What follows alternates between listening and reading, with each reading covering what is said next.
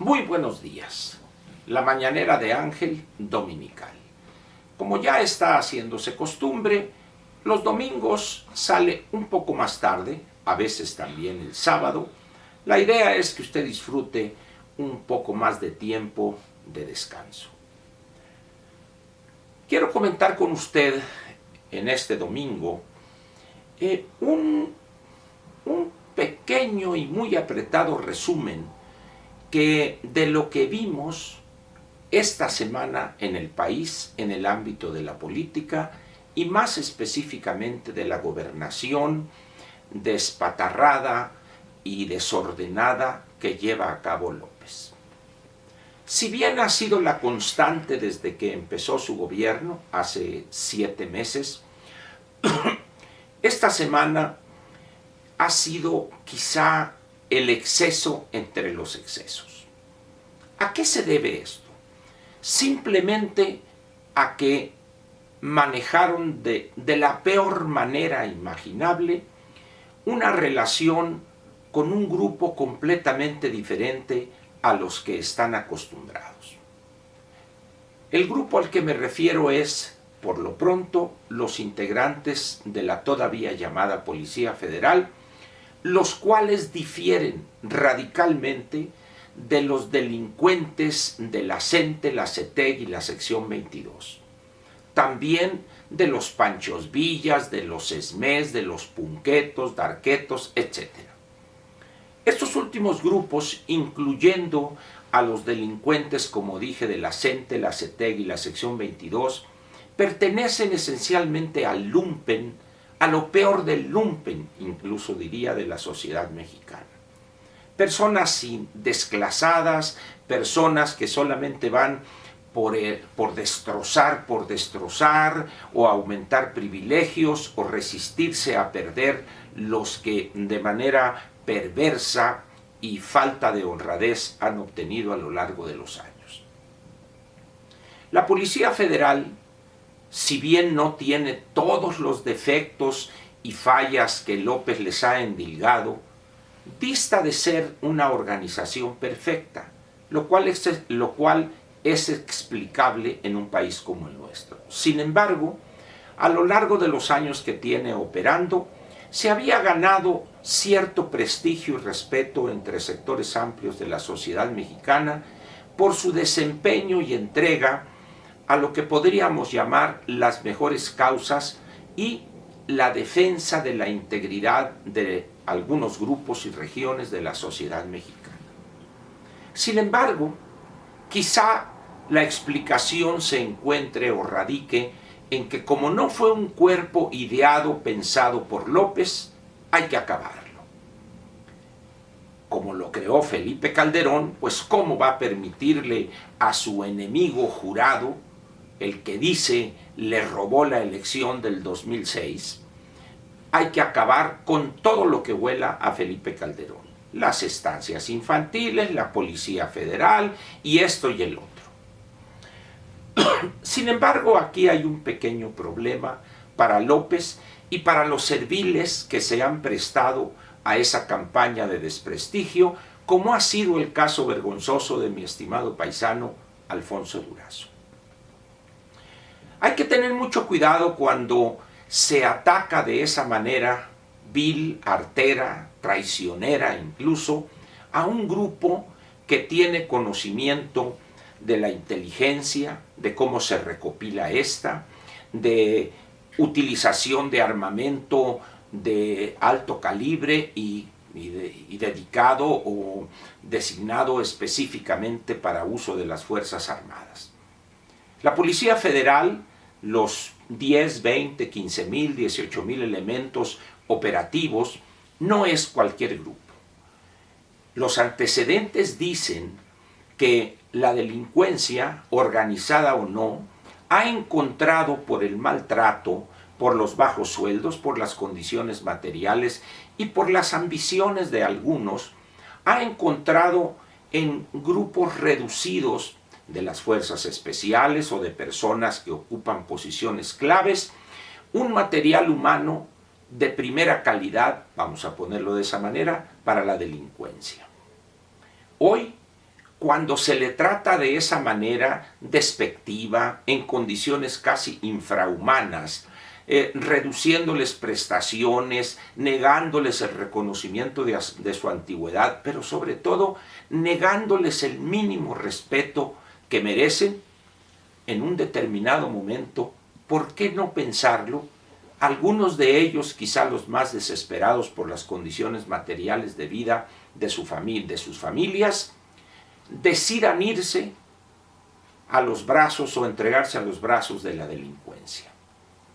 No sería extraño, no sería el primer caso, pero lo que sí sería importante es que una posición deliberada de ataque, de denostarlos, de desprestigiarlos, sería de alguna manera el detonante de esa deserción para irse a incorporar a las filas de la delincuencia. Y el único responsable sería López, y quizá ayudado también por la actitud y conducta de Alfonso Durazo. Pero aquí hay un riesgo todavía mayor. La Guardia Nacional, se nos dice, integrada por 70,000 elementos, y lo curioso aquí es que es imposible negar que son 70,000 integrantes de las Fuerzas Armadas. ¿Por qué razón? Usted no puede reclutar en cosa de días a 70,000 elementos de la sociedad civil. Estamos pues ante una Guardia Nacional que poco tiene de civil y sí mucho o totalmente el carácter militar. ¿Por qué? Porque no hay otras fuerzas disponibles. Pero aquí también se complican las cosas para López y Alfonso Durazo. No es lo mismo movilizar 5 o 10,000 elementos de las Fuerzas Armadas, ejército, marinos, y mandar 500 a este estado o a este municipio, 300 por allá, donde estos podrían alojarse en las instalaciones normales del ejército, en cuarteles, en instalaciones que han construido recientemente, dignas, con un equipo de logística que les da los 3 alimentos, armamento, balas, municiones, etc. Pero cuando se habla de movilizar 70,000 elementos con camionetas o trocas que no fueron adquiridas nuevas porque no hay un 5, son camionetas del ejército, algunas en condiciones deplorables, con una mano de pintura y rotuladas Guardia Nacional, y ya se hizo el milagro. No. Podrán engañar a buena parte de la sociedad, pero a los integrantes de las Fuerzas Armadas, obligados a irse a la Guardia Nacional, no los pueden engañar. En esas condiciones, pues, ¿qué está haciendo López y quienes se prestan a esa engañifa? Ya mencioné a mi paisano, y puede haber por ahí la secretaria de Gobernación y este y el otro. Está López jugando con fuego.